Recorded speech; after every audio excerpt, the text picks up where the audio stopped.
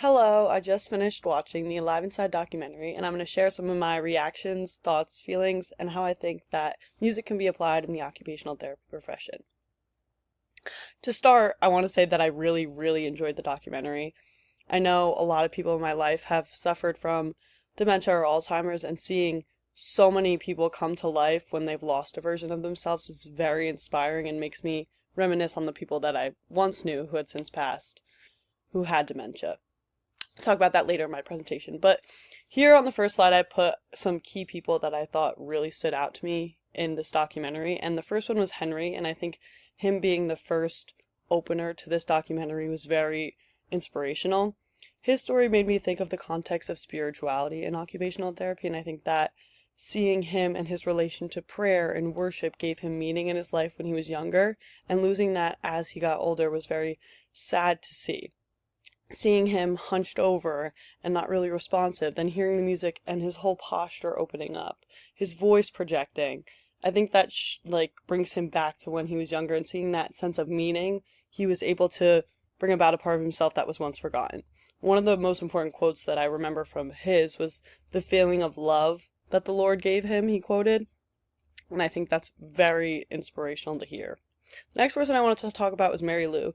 She made me think of the importance of having a support system and family, because she talked about having her grandson and her children and her husband all being her caregivers. She and Denise also made me think of the importance of music and mobility and how much music plays an important role in my life.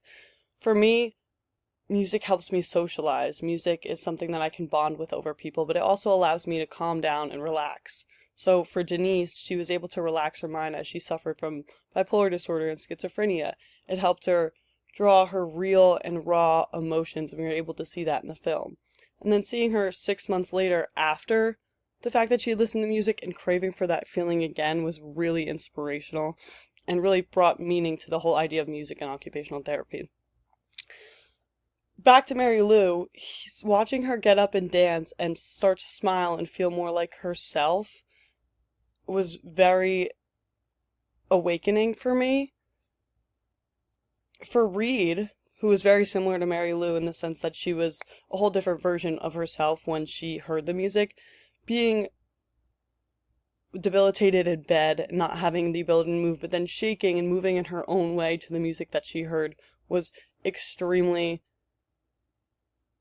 meaningful to me, because this shows that as an occupational therapist, you can work with a variety of people with different disorders. No one's the same.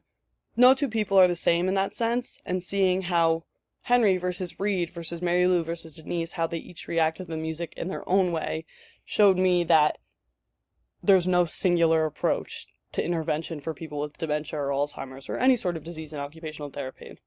And I think that's a very important point. Going back to what I was saying earlier, my grandfather, here are some pictures of me and my grandfather. He died 3 years ago, recently, in January. He suffered from dementia, and this whole documentary made me really think about him a lot, because he lived with us, and he was in a nursing home for a while, and I'll talk about this later about my thoughts on the nursing home. But he was a whole different version of himself. Similar to Henry, he grew up in Brooklyn. He loved music just like Henry. He was a very religious person, and he was a very outgoing and courageous man. And then as he got older, he started to turn in on himself. He couldn't remember who I was, who my mom was, who his wife was.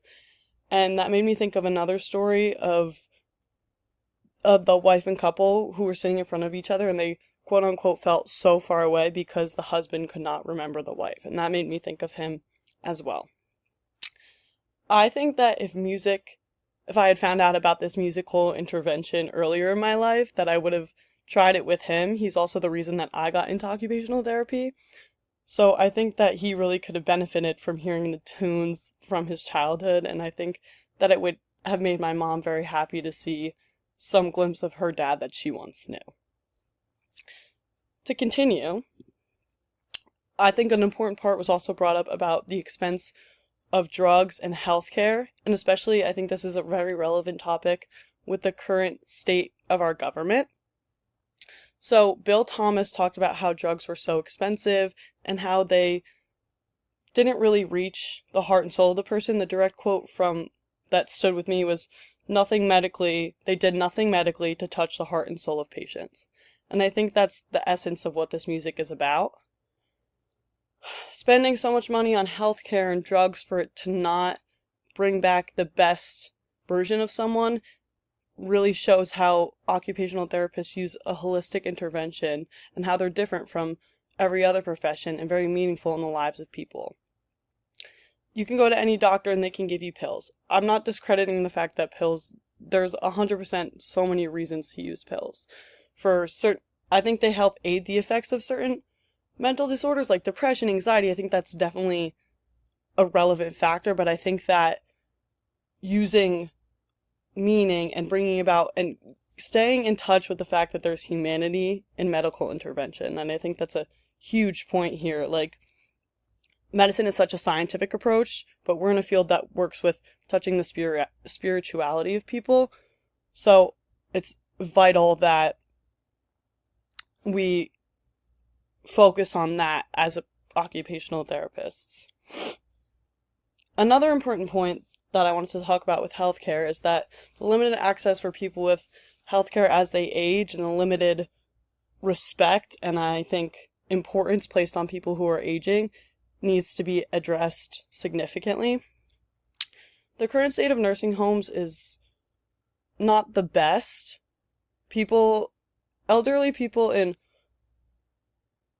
Eastern civilization are regarded higher and more important in their culture, and I think that needs to kind of branch over into Western civilization. They talked about this in the video, but I think that the nursing homes that they showed and the increasing rate of neurological disorders and needs to promote a rise of independence, and this made me think of Keith's agency and how he helps with the Center for Independent Living. I think that people in nursing homes begin to rely so much on their caregivers that they lose parts of themselves, and I think that focus on independence needs to be brought out again. And they talked about how the population was becoming increasingly older and suffering, and I think that we need to adapt and to change with the population and with the neurological diseases. So for my occupational therapy interventions, I talked about creating music, like using musical instruments and having the patients work on their fine motor skills with the musical instruments. So maybe creating maracas with beads and grains of rice where they have to use their fingers to like manipulate and pinch and then shaking, like using gross motor movements and gripping and motor processing skills. Another one I thought would be really fun was music-based group therapy. So a lot of people in the nursing homes are of similar age or in facilities for independent living around the same age range, so they may have similar music tastes, and I think that could create a group of people all together listening to music together, and that would promote like social interaction and a sense of community for those who don't have family, which I think is extremely important because like Mary Lou, she had her support system, but someone like Denise who's been alone all her life and in the nursing home, it's very difficult and it's important to have that sense of community. However, this could be a little more difficult. I mean, if I was doing this, it would be like smaller groups based on who share what music interest. So some people may like certain music and it won't have meaning to them if they're listening to something else. And I think that's a really important part about these personal playlists that he created, that each one was catered to a person's individual taste. But sometimes people have shared music interests, so that could definitely be an option. Another one who would work for people like Denise who have almost a sense of mental unrest or are very stressed would be guided music meditation. So sitting and relaxing to focus on the mind so you can ease your mind and focus on your motor skills. Another one I thought of that would be really cool would be like stepping to the beat. So having a group music class to focus on like praxis and movements and watching like gross motor movements all together, as well as like promoting a sense of emotional and like physical well-being. I think music can be incorporated to anything that anyone does, any activities of daily living. So as someone goes through a task, they could be listening to music to help them engage and be more attentive to the task. I think that could definitely benefit anyone, really. Music is a universal thing in our culture. Everyone listens to music. And I think that having that as a shared thing is important, and we need to really harp on that. And we also need to move away from always focusing on strictly medical things and focus on the holistic approach from an occupational therapy standpoint. And we need to understand that occupational therapists provide services that are very, very important to all different types of people.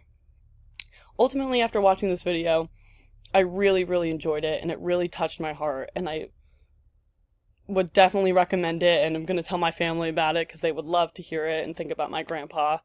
So, I hope you enjoyed listening. Thank you.